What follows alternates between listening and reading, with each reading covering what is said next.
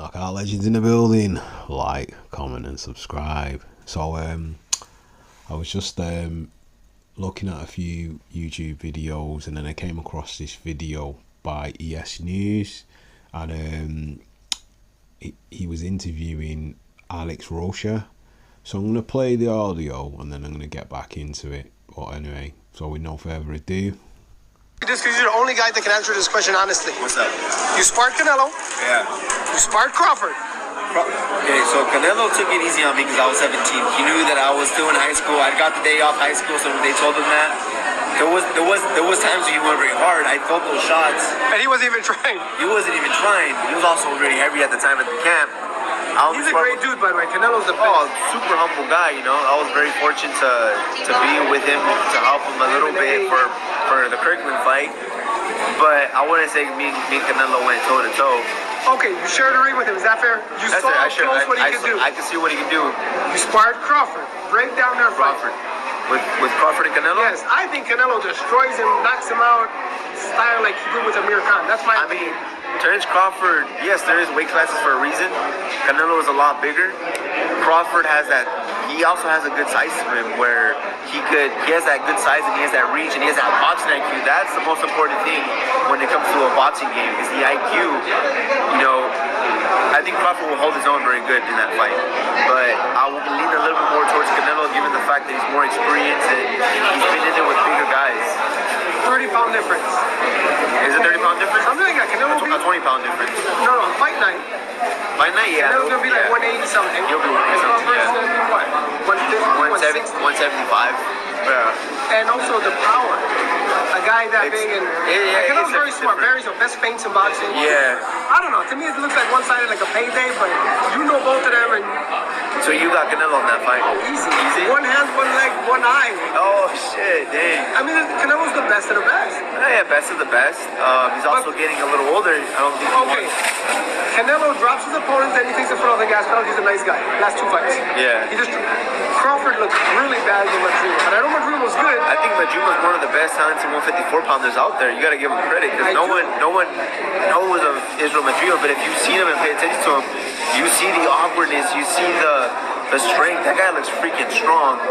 That's true, but so from the audio, I get the impression that Alexis Rocha, he sparred both Canelo and Crawford. He sparred Canelo when he was a lot younger, so Canelo took it easy on him. Probably at that time as well, Canelo was a lot younger and a lot fresher then, and he said he was a lot heavier, but he said he took it easy on him. So to compare both fighters based off of sparring where the champs took it easy on you, plus he's not really in shape and he's a lot bigger, you can't really compare. It's like apples and oranges and give a accurate verdict on who you think based off who you sparred can give you a good how can I put it, analysis of how the fight. And to be fair, people always underestimate Terence. Remember, Terence has come up from, I think it's 3 weight divisions. This will probably be his 4th weight division now coming up, and obviously he's undisputed twice in 2 weight categories. So, and he's won belts, multiple belts in those 3 weight categories. So now coming up to his 4th weight category, and obviously he's beating Madrimov. He's coming up to fight Canelo. You know, people are going to say Canelo's big, or he's big, or he's big, or yeah, to a certain extent. But a lot of that's probably steroids and water, to be fair, you know. So that is within that, you know, or beef, as people like to say. But anyway, yeah, Canelo will be the bigger guy, but we've seen that Canelo's slowing down as he's getting older, and obviously he's taking a lot more easier fights to just appease his fans and to look exciting. But come on, since the Bivol fight, has he really ever fought anyone that's going to challenge him like Bivol has? And now that he wants to take this fight with Crawford, or allegedly he's taking it because he's getting so much money. I remember him distinctly saying there's no benefit in fighting Crawford because he's a small guy. If he beats him, he's going to look like an idiot. And obviously, I mean, if Crawford beats him, Canelo's going to look like an idiot. And also, Canelo gets no credit for beating him. But now you want to fight him now because you're going to get the money for it. So what's going to be said when you beat him? I bet you any money everyone says that Canelo's the best, he's beat the pound for pound king and blah blah blah blah blah, and because he's beat the pound for pound king and this that the other, he's the best, even though Canelo's lost. He's lost. So Crawford's not lost, and even if Crawford does lose now and he loses once, I reckon he'll have a rematch anyway, and the rematch will change how he fights, and more than likely overcome his opponent, or he'll give a good damn hard try. Now, I don't like being biased, but personally, the fact that Crawford has always wanted this fight to challenge himself says a lot about the both fighters, and it gives me the insight into look at both fighters and how the mindsets are. And like, people keep going on about Canelo's getting old, he's getting old, and I keep thinking to myself, but Crawford's older. Crawford's 3 years older. So why there's excuses for one fighter, but for another fighter there isn't, and he never gets his props? It's sort of like, I've got this comparison, two sides of the same coin, and I'm going to use it to phrase certain fighters. Now, we've got, on one coin, we've got Terence Crawford and we've got Alexander Usyk, and they're both two sides of the same coin in the sense that they'll fight anyone, they'll fight anywhere, and they'll fight anytime, and they've beat all the opponents that have been put in front of them, no matter what the smoke, what the talk, what not. Crawford beat Spence, Usyk's beat Fury twice, he's beat Joshua twice, he's beat Dubois, he's already cleaned out the cruiserweight division, gone up from cruiserweight, beat Bellew, then stepped up to heavyweight, Derek, and then all the other people on the way to becoming undisputed a heavyweight champion. Same with Crawford. The people that he beat going up to fight Spence, he had to fight Porter, all them other fighters. So two sides of the same coin, both humble as well, not arrogant, but when they need to talk that smack or step up to that level, they will, but they're calm about it, controlled. That's what boxing's supposed to be about, not emotion, fighting with no emotion. Sort of like Thanos. It's violence with no signs of actual aggression. The violence just switches on when it needs to. Now we get another coin and we look at that coin, and the both faces on that coin. We've got Canelo and we've got Tyson Fury. They're both so-called claim to be the greatest, the best since Ali. They'll fight anyone.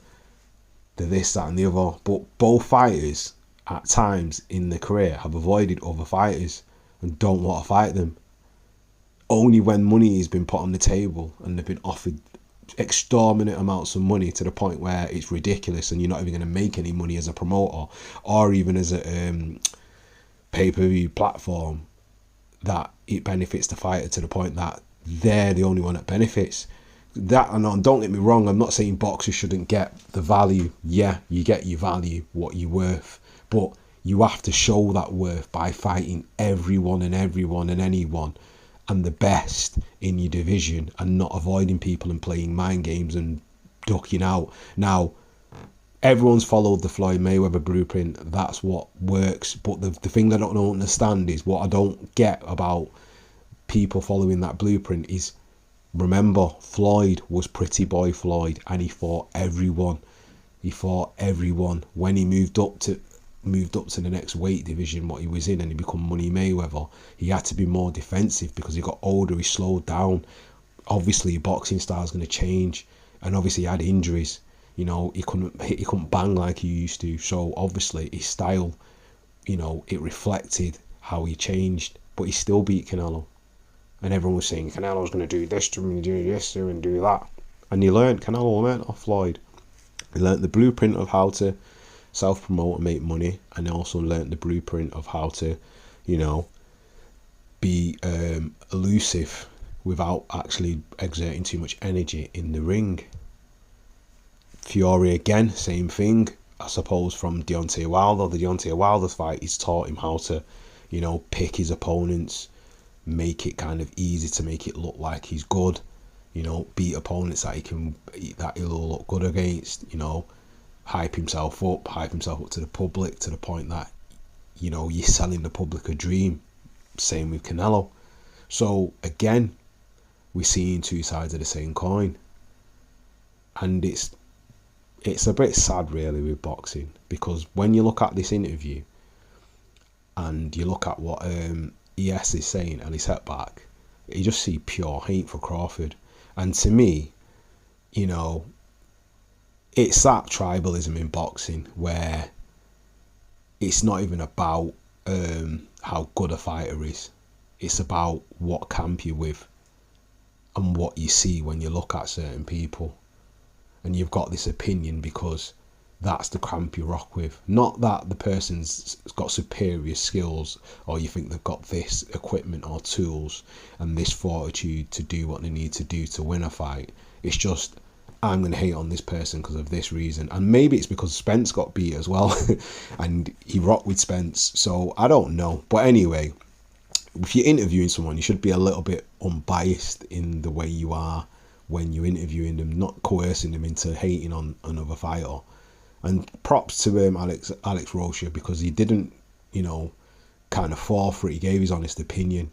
You know, he just said maybe Canelo might edge it because he's a slightly bigger guy. But he says he's not going to doubt, obviously, Crawford.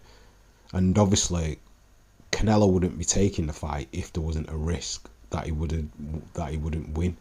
And he's only confident probably because he's a bigger guy and he's getting the money what he wants. But anyway, my honest opinion is it's took a long time for this to get made, and a lot of hoo-ha, and obviously money talks. But anyway, what are your thoughts? Do you think Canelo is the best thing since sliced bread? And do you agree with my analogy of two sides of the same coin, with Usyk and Crawford and Canelo and Tyson Fury? Leave your thoughts in the comment section. Like, comment and subscribe. And that is another one from the one and only Knockout Legends. Peace.